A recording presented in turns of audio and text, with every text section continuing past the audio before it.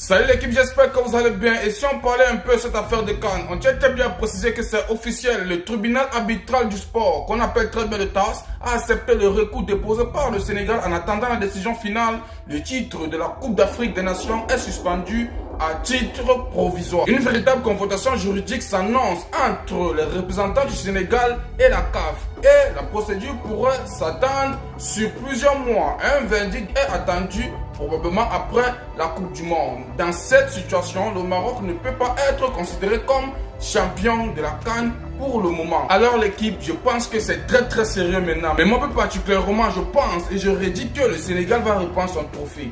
Je vous explique. Directement, si on revient sur ce qui s'est passé sur le match, le Maroc a une seule excuse. Et vous allez savoir en fin de vidéo. Directement, on vient ici. On constate que c'est les Marocains qui commencent à tabasser sur les supporters sénégalais. Non, il n'y a rien à dire. Hein. Vous allez me dire que non, ils ont bagarré. Mais ce sont des policiers qui commencent à tabasser sur les supporters avant que les supporters ne puissent descendre pour se défendre. Directement, on vient sur la deuxième option. La serviette à Mendy. On voit directement que non, il y a les ramasseurs de balles qui discutent la serviette à Mendy, pas une fois, pas deux fois. On continue avec l'action. On peut regarder le penalty qu'on a accordé à Ibrahim Diaz. Directement, on comprend qu'il y avait d'abord un joueur qui était hoche avant qu'on ne siffle le penalty. On n'a pas regardé ça. Directement, on vient ici. On constate que c'est Hakimi qui commence sur cette action. Vous vous rappelez de l'action? Directement, on disait que non, c'est le joueur qui a poussé tout ça. C'est Hakimi qui pousse le joueur. On voit aussi sur la deuxième action, c'est Hakimi qui commence à pousser. Le Sénégal a inscrit le but, on a refusé. Si on continue avec l'action, on vient sur Sabari. On tient très bien à préciser que Sabari était en train de regarder la serviette à Mendy, mais malheureusement, il n'a pas pu parce qu'il y avait le deuxième gardien qui était en train de garder ça. Il n'a pas tardé.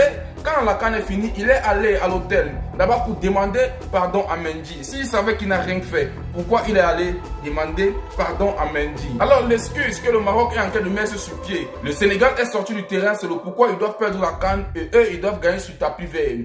Alors l'équipe, la loi, si on peut regarder le football, c'est clair. On dit très bien que quand un match se déroule, c'est l'arbitre qui est le roi. C'est lui qui décide tout. Et si on peut tout regarder également, on constate que tous les joueurs sénégalais ne sont pas sortis. Il y a Mané qui est resté, il y a Nicolas Jackson qui est resté, il y a Pape Gana Gueye qui est resté, et j'en passe, plus de 5 joueurs sont restés sur la pelouse. Personne n'est sorti. La loi 94 qui dissimule que si les joueurs sortent du stade, ils doivent écoper d'un forfait directement. On doit les couper 3 buts. Ça ne peut pas avoir effet. Non seulement tous les joueurs ne sont pas sortis, ils sont sortis parce qu'il y avait l'injustice. Et deuxièmement, on doit regarder ce qui a poussé en sorte que tout cela puisse se passer. Sans toutefois oublier que l'arbitre n'a pas arrêté le match. Il est revenu, il a repris le match. Alors le Sénégal, il a gagné. Ils sont rentrés avec le trophée. Ils ont fait 2 mois avant que le Maroc ne puisse aller en